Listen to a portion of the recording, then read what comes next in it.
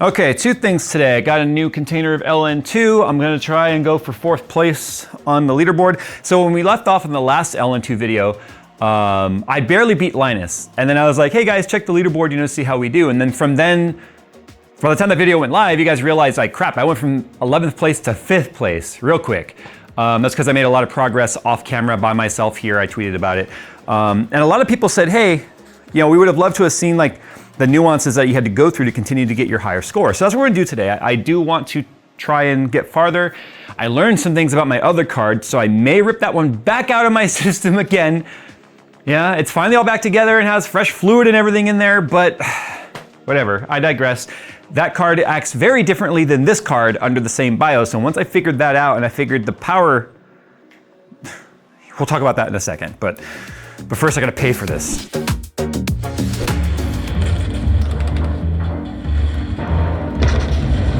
Hey, Jay. Jay. Jay. What? We got work to do. Yeah, I'm playing World of Warships. Yeah. World of Warships is the free-to-play naval strategy game where you command the most iconic and famous warships from World War I and World War II, recreated with stunning detail and accuracy. Build your fleet while participating in various game types while upgrading your ship's arsenal along the way. New players who sign up using my link below will receive an exclusive starter pack to get you up and running quickly by receiving 7 days premium time, 1 million credits, 300 doubloons, and the Tier 5 premium ship, the Exeter. So what are you guys waiting for? Start sinking ships with World of Warships by heading to the description below and getting your freebies. So these are just some heat sinks I actually hacked off. This is off the old motherboard for the HP. No, was it HP? Yeah, it was an HP Omen actually. And this was actually from an old Kingpin 3090 card, not the one from the wall. A lot of people freaked out thinking I yanked it off the wall and hacked it up. But one of the things I was dealing with on the other card was extreme VRM overheating. But here's the reason why. This card is from Vietnam. This is a 5090 Astral Vietnam card. And then the other card is from China. And I talked about in the last video how this one doesn't have the resistors on the back. Asus got back to me and said the reason why those existed on the other card was it was an attempt to like reduce coil whine, but they found that it actually didn't make a difference, so they stopped putting them on the newer cards. But here's the thing, both these cards are identical. If you put the same BIOS on each one, they should behave the same.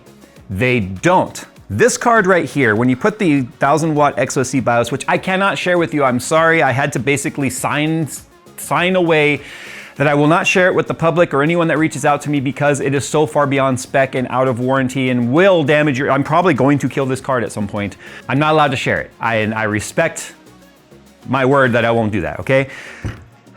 This card, when you put on the 1000 watt power limit, instead of having 100% be where the power limit maxes out, which is what you get with an Astral card, it goes from 100 to 160. So I can go from 0 to 100 to 100, or 40 to 100 to 160 in the limit. So 100% on this card is pulling about 700 watts, which is weird, right? Because that means the new baseline would be 700 watts. It's actually 600, so it uplifts a little bit. This card under full load, if I max it out to 160, only pulls about 830. So that's as much as the card is like requesting and demanding. I don't know why it won't go all the way to 1000 watts. It also gives me 1150 millivolts, which is great because the other card only gives me 1125. But the other card, if I put the custom BIOS on there at 100, if I put it under load, goes to 1000 watts instantly and overheats the VRMs very quickly. So I actually put these heat sinks on the other card when it was torn apart, and this was all off camera, guys. But Phil saw this. If we put the thermal camera up to it and shine at it, the shunts. So these are the shunts right here. These two resistors are the shunts. That's what's limiting your power. If you're gonna do a shunt mod, you got to put your 5 milliohm shunts on there. The shunts were hitting about 160 C, and this controller next to it about 135. So then what we start getting is VRM over temp shutdown, right? The VRMs themselves might be okay, but the power delivery system before the VRM goes into a freak out mode. If I move that slider to 160%, I get 1117 watts drawn from that card. There is no way the card can like make a complete pass under those conditions. But what I realized was like, wait a minute. If 1,000 watts is 100, then 71% power limit should be 710 watts. And I would put it under load at 71 and get exactly 710 watts. So this card, although is my 5th place card scoring better, now that I'm understanding the power delivery on the other card, which I don't know why it's operating differently when it's the same firmware and the same exact BIOS on the same exact card design, gives me actual 10 watt increments of adjustment in power limit. So I'm gonna see what I can do with this card right now for a few runs, because I did some CPU overclocking. We're at 6.1 right now, or is it 6.1 or 6.2? I don't remember. I was trying to get like 6.2, 6.3. I just cannot get it to go stable. But I kind of want to mess around with this card just a little bit more. Then I'll probably pull that card out and see if that one's any better. I don't think that card is actually a poor memory overclocker, because I can actually put that memory at 36,000 megahertz effective, right? Which is, times 2. And I can make it almost all the way through the run. But I was leaving the card at 100% the whole time, so it was actually hitting that 1,000 watts, which was then making my VRMs overheat. So I was crashing due to VRM overtemp, not due to memory. Because every time it would crash, I would just run it again, and lower the clocks, but I wasn't lowering the power. So in between runs, it was never cooling down. Like the board itself was not cooling down. So that's why I kept crashing sooner and sooner and sooner and sooner. I understand the nuances of that card now. That could be a very good card for all I know, but I don't understand why the behavior is backwards. So I might be wasting my time even trying again with this card, but whatever. So you guys also said in that video and in my tweet that you guys really wanted to see like the nuances of what I have to go through to really do this in a more detailed fashion. So I kind of leave the thermal paste sort of built up around the die right there instead of cleaning it all off. Kind of helps a little bit with some of the moisture, because I can't really get knead eraser down in there without blocking the height. But I do take knead eraser now, and I build a moat. I don't really have to do the top, but I build a moat around the RAM modules without trying to come down here and cover this up, because these also get very hot, so I don't want to insulate those. But the knead eraser allows me to build a moisture barrier. But also too, to get it to stick well, gotta kind of heat the board a little bit and warm up the eraser so it gets more tacky. I used to hate using knead eraser because I'm like, damn it, you can't get this stuff off once you get it on there. But just like in Rocket League, you use the boost to get the boost. You gotta use the eraser to get the eraser. It sticks to itself and comes off pretty easily. So there's my water moat, if you will, made out of knead eraser, but it kind of overlap the edge a little bit. Don't wanna build it up too high. I don't want it to interfere with hitting the pot, but I don't think it will. Now we'll do our thermal paste here. I do the frosting method. So I build it up on the end right there, and then I'll be using the little spatula that comes with the KPX to basically frost the cake. We need every portion of the die to be covered because we don't want to deal with hot spots. And I was actually doing this off camera yesterday, and I think I was getting some hot spot temps because I didn't get a good mount. This bracket, I made this on the last video you guys saw. It's just out of ABS. This is nothing but an alignment tool. This cannot hold the mounting pressure that we need for LN2, even though we can't go very cold with these cards because of the cold bug problem. Well, it's not actually a cold bug. It's a cold protection. It's designed that way. The BIOS is supposed to potentially remove it, but it doesn't really do it. It doesn't really work, so. It's just, that's on a GPU like logic level, not necessarily a firmware or BIOS level. Okay, so now I gotta use my plastic washers here, even though this is a grounding pad on the back, that coppery looking circle, that's ground. Also too, one of the reasons why I'm doing this right now is this is my final run attempts before I do physical mods to the card. I will be wiring in an external voltage regulator that I can then actually dial in voltage for not just the GPU, but the memory as well. It's about the only way I'm gonna be able, I think, to go any farther without a super well-binned card like Alan or Splave has. But some of the guys on the leaderboard above me have already destroyed their cards. I've already died. So I got some time here. So we'll get this guy on there.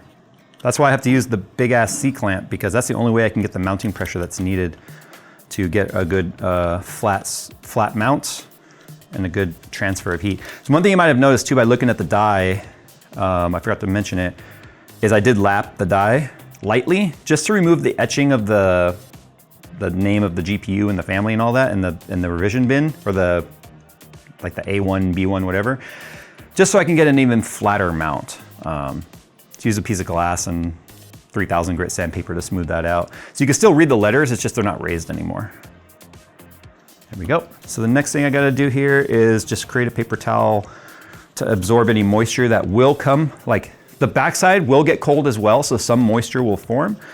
And I want to control moisture. That moisture is what's gonna not necessarily kill the card. You'd be surprised, this card has already been full of water and it runs just fine once you dry it out. Moisture just leads to incredible instability. Now moisture can obviously kill the card because you get the wrong thing wet, then there she goes, right? She's dead. But this will at least allow it to be sort of wicked up into here. And then because I have to mount it perfectly center, the back of those POS caps is center, I can actually feel where they are. Whoop. There we go. So I just kind of made a cross in between those POS caps. That's perfectly the back of the die right there. So that is where this part of my clamp is gonna go. And I'm gonna just fold this over because I don't wanna also have this be blocking any of the airflow I have to put on the back of the card because the VRM temp will come through the back as well. So I just fold this back over. Just sort of get that like that. I like to fold this down in there if I can get it, but because I put fresh gaffer's tape on there, I'm not gonna be able to. I could probably do this though. I don't know how long it'll last. I can do that. And the reason why I'm doing this is sometimes an overpour could happen or it could splash out. I don't want the LN2 to get down between the pot and the board because then it can start to create frost on the board itself. We don't want to do that. So I just want to make sure that anything that might come over this side hits the towel. That's what we want. Okay, so the card is prepped. I don't put the clamp on until it's already on the motherboard. So let's go do that. You'll notice I switched my board to the Apex board as well. This was actually sent to me by a friend. Yeah, it's not really getting me any better score or frequency, but there's an upper limit to how much the CPU helps in terms of frequency. Like I did some testing between like 5.8 all the way up to 6.1 and the score was run variant every time. So I'm running at 6.1 right now. That I think will be plenty. So that's obviously very wobbly as you can see because there's a lot of weight on there. I had Nick 3D print me just this perfect height block to use as a support. And actually there's something I forgot to do. I need to put some towels by the PCIe slot because one thing that will happen too over time is some of the moisture can build up and run down into the slot. If the card isn't oversaturated with moisture, then what I can do is pull the card off, leave it frozen, compress air out the slot so all the water's out of it, and then reboot and we're good to go. I know this part freaks people out when we talk about how wet we let stuff get, but that's just, it's the nature of the game, you know. This is XOC, this is going to happen. But I want to at least have this there to try and capture any of that moisture that's gonna come down the front. Now because this XOC with the 5090s do not like to go really cold, like we can't go like minus 130, 140 on the pot temperature like we would with like 3090 and stuff. We don't have to worry about the back of the card becoming ice. It just doesn't get that cold. So that's why I'm not really insulating the back. I was initially, but I've kind of learned it's not really all that necessary. You can see, there we go. So now it's nice and sturdy. I like to take this guy and put it under here. This helps absorb any of the LN2 that might splash off. It also protects the socket underneath because the LN2 will just hit that and then kind of absorb into it and then just evaporate. So it doesn't start soaking any of these components on the bottom of the board. Because overpouring and boiling out does happen sometimes. Like sometimes I get a little too excited and I pour too much because I'm still a noob at all this. But there's that. This is the part that freaks everyone out because you gotta crank on this thing and you just honestly feel like you're gonna break your shit. But when you don't have an LN2 pot that's designed for 5090, I say yet, I think because we're having so much fun with the leaderboard this time, a lot of us are kind of getting involved. I have a feeling some brand somewhere is gonna come out with a 5090 LN2 pot, which will make this no longer really necessary.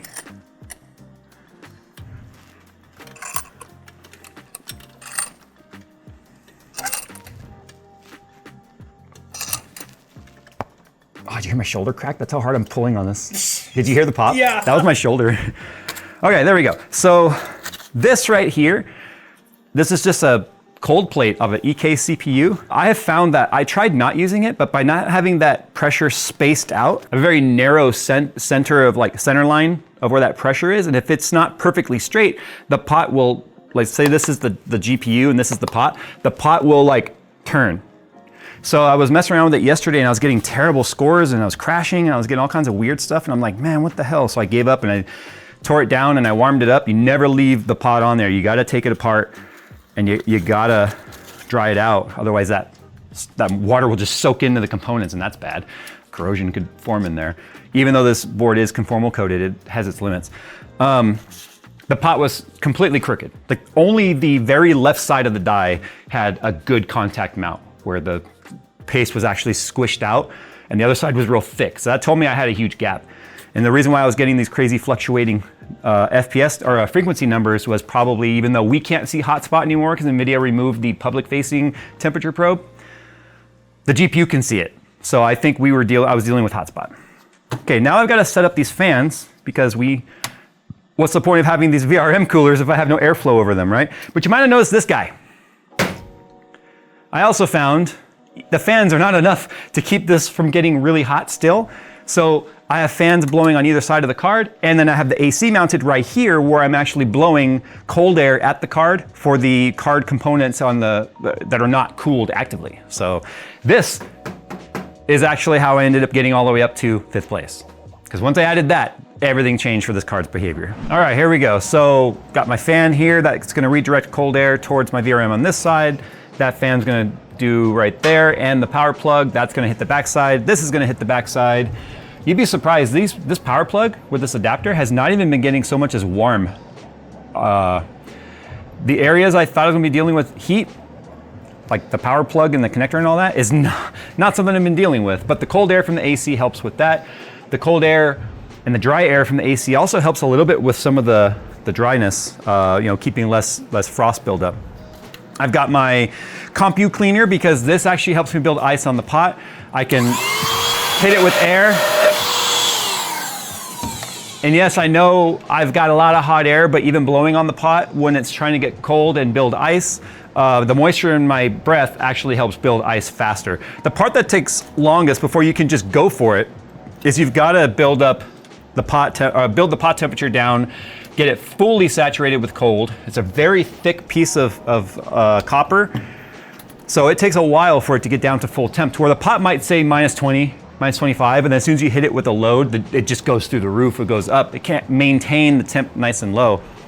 So I've got to build up an ice layer to help with that. Okay, so you can see my GPU is only at 17C right now, 15. It's kind of coming down slowly. The pot is at 5C. I just have a little bit of LN2 in there. I don't want to freeze it or anything yet. I need to do a sanity check to make sure everything's working.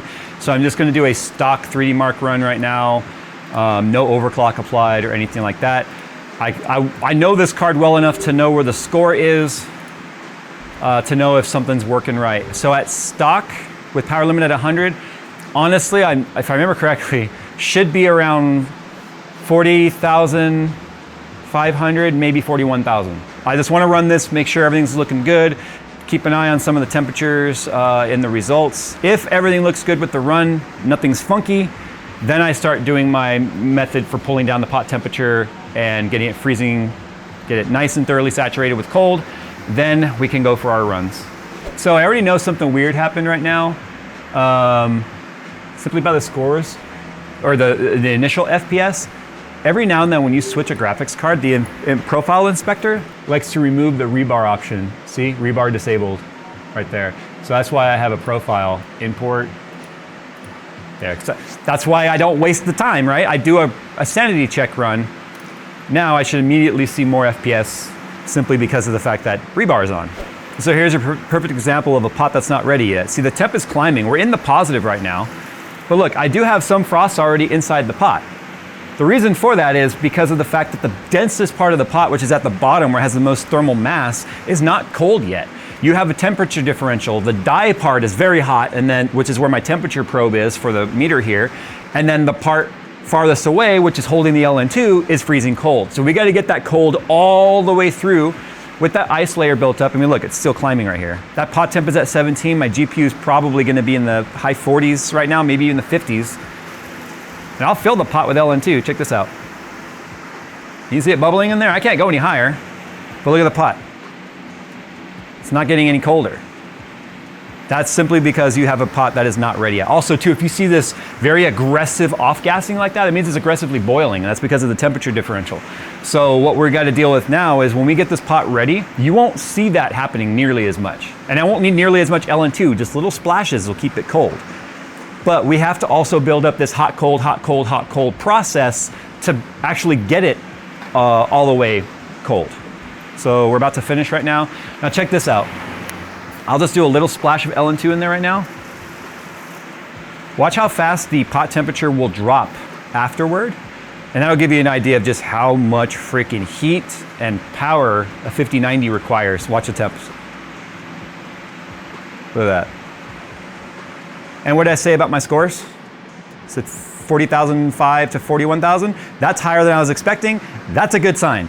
And what I'm seeing right here is a perfectly straight line on the frequency, which before I was seeing fluctuation tells me I have probably a good mount, which means I should not be dealing with hot spots, which are gonna be slowing me down. Now, once all this LN2 is boiled off, I'll have Phil get a shot down in there so you can see what happens when I hit this with air. But first I have to get the temp under 0 again, or we're not gonna create frost, are we? Physics. So you can see how the frost is all busted up. That's because of when it got warm during that run, it actually melted. But watch what happens when I hit this with the air.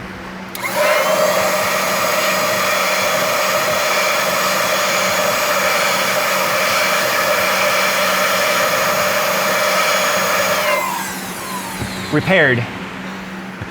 So you actually have to throw warm at it. Now, I do like to use a heat gun for this as well. I don't have one plugged in, and I need to point out, my system and my AC and my heat gun are all on different circuits. I killed a power strip already on accident because I didn't realize my AC or my air compressor and my heat gun were on the same circuit going at the same time.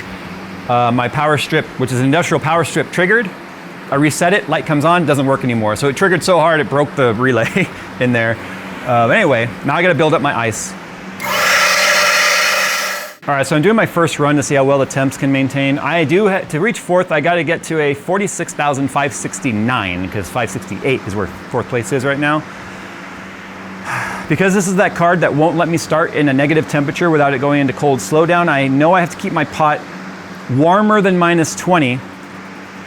That way I can slam it with LN2 right at the start of the test, or the run, to try and keep the temp from running away. Now I have a feeling the pot's not quite ready yet. The temp is probably gonna run away from me.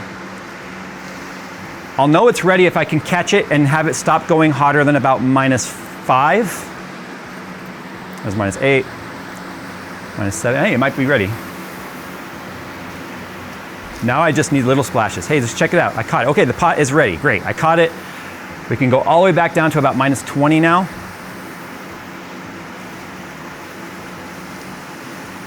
But you see I'm not having to do like crazy pours anymore and it's going colder and colder.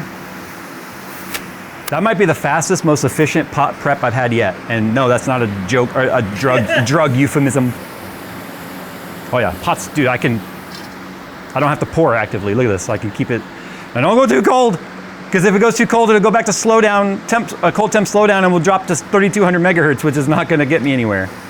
So this is the balancing act I have to do. Don't let it get too cold, but don't let it get too warm, while also finding max stable clocks. I also have to not go too cold at the end of the run or have too much LN2 in there. Once the load comes down, it goes too cold. Then I gotta warm it up, which melts my frost. So it's a crazy balancing act. Now the test is about to finish. Don't run away on the temp, please. And then what's gonna happen right now is I'm gonna actually hit it with this, not the torch. You'll notice I didn't use the torch at all. Okay, so that was a 45,986. Not great, but what's my clocks at?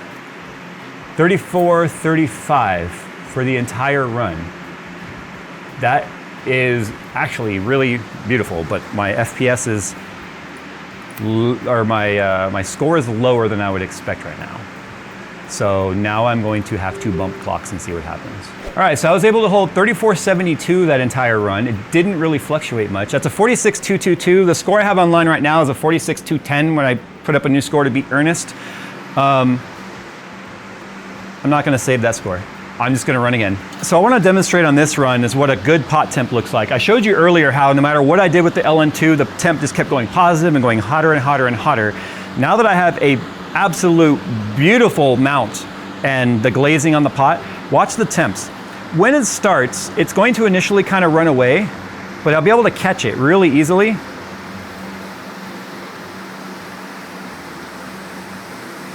See how it's not running away nearly as fast? I can catch it around 10. And then now I can bring it all the way down to about -20, which will get my GPU temperatures at about 10 C at that point. So this is an example of a good pot. Look, I'm not even pouring anymore. It's still going colder. I'm only doing little splashes. Watch the response to a little splash. Now, obviously the test has different difficulties as it goes, but I could pull this down too cold if I wanted now. But yeah, this is what a good pot temp looks like, or pot mount and tent. Shut up, Phil. -420. That's too cold. So yeah, right here, -20, I just leave it there. Look at this, look how long it can hold it there. And then just a little splash. And then I can stop it and I can bring it back. Now for stability, I don't want the temperature to swing more than about 5 to 10 degrees Celsius, which is what Vince was coaching me on a long time ago. Because those major swings can lead to instability for the core. So yeah, I mean, this is absolutely gorgeous in terms of temperatures. This is why I would really like to get a really good run before I have to remount this, because I don't know if I'll ever get this mount this good again. It's all about that deep throat right there, which we had to get with that clamp, you know. Now I let that get a little warmer at the end of the run because I don't want there to be so much LN2 in the pot that it runs away and gets too cold. Oop. Sure, we'll just throw it on the board too. How's that? Okay. I don't think it went up another bins. I'm only at 46,196 right now. But yeah, so now I'm gonna play around with the clocks because I got such a good mount, I might be able to actually clock it up a little higher. Display was at what, 219 average FPS, and my best was like a 214 something. Do you see what 1 FPS difference can make? Now I need 6, and that's very difficult. But I've never been able to run 450 stable. So I'm excited about this, to be honest. So a lot of time has passed since the last clip. I actually switched to the other card out of my rig. That's why it's all torn open over there. This is one of those instances, and Splave told me about this, where some cards will clock really high, but they'll score really low. And this is one of those cards. Now that I got it figured out with the power limit stuff, I'm able to actually keep it under control without like crashing or anything because of VRM temps. But let me just take you along for a run real quick. So if I take this down to like, let's go 440, which is about where my other card maxes out. See, I'm at 95 because that's 950 watts. I don't even need that. I can go to 90. And let's run that. And you guys saw that I was able to get into the 46,000s pretty easy with the other card. In fact, like Phil had even mentioned, he's like, dude, your first run beat the Linus score, and that's what you were like struggling with for days. Because that's the progress I made, but this card just doesn't have progress. There's one thing I haven't done yet, which is actually check the ROPS. It should be all there, I think. That would be funny. That would make sense, actually, if my FPS was low, even though the clocks were high, if I'm missing ROPS. Actually, I kind of want that to be the case now, just so that I could have an excuse to say why this card sucks so bad. So we'll just do a live run real quick here. All the FPS looks about 10 FPS low everywhere. Funny thing is, I found the test was actually telling me at the end that rebar was disabled. Went into the BIOS and saw that it was indeed disabled. Enabled it thinking I was going to suddenly see a lift in scores like I did before. Whoops. Ran the test and got the same results with it enabled. So I don't know what that's all about. That little splash out you're seeing, a gas bubble forms in there. And so it literally runs off the bubble and then boils out. So that's what happens there. That's all gas bubble. I'm seeing some flickering. That means we're getting warm on the VRMs probably. Keeping the core cold ain't gonna help that. Yep, there it goes. Oh, because it tried to spike to 39,960. That's obviously a bug. This is 39 gigs. 39 gigahertz. Clock frequency 30. It's actually showing it. So the clock frequency on here only shows what your max clock reported was. Apparently the GPU reported, I'm a supercomputer. So anyway, but you see how it says rebar, resizable bar enabled? Earlier it said disabled, but turning it back on didn't make any difference whatsoever. So anyway, yeah, so that's it. That's the process. I still have a ways to go to beat 4th place. I've got some tricks I still need to try, but what I'm gonna do now is we're gonna end this video. You guys, a lot of you guys said you thought it would be interesting to take you along for the process. The one thing I didn't show you guys, which I guess I can right now, is the warm-up process. What I'm gonna do right now is I'm gonna disable boost lock, reduce my clocks, get that to 60 so it's stock power, there we go. And then, fuck you, Steve, because Heaven is the perfect warm-up tool. And then what I'm gonna look at right now too is my pot temp. So as soon as that starts to get near 0, I can blow out all the frost. Right now, any of the frost on the backside has turned to liquid. And as long as it doesn't go back under 0 again, it'll stay liquid. And that's what we want to do. We don't want to leave it like this too long with it being liquidy. Shut down the system, shut off the power supply, take it off, take it to my sink, blow it out, torch it, get it all turned to water, blow it all out, switch it on the other card, go again. So that's it, that's the process. And it's very tedious, especially when you've hit a wall with your graphics card that you feel like it's not capable of going past. And sometimes you don't know, is it me? Is it the setup? Like I'm gonna switch it back right now and do a little run before we leave this afternoon because I'm now wondering if that rebar off affected that other score, but I don't think it did. Even though it said resizable bar was off in the BIOS, that should be the master switch. So it's not like, I don't think the driver could have forced it on if the BIOS is off because the driver can't access the resizable bar or I can't resize it because the BIOS is not just enabled for it. So I don't know what that was all about, but all right, time to go guys. That was the process. Thanks for watching. Keep looking at the Port Royal Hall of Fame to see if I get 4th or not. I doubt it. I doubt it with this card. I need like 35 more megahertz.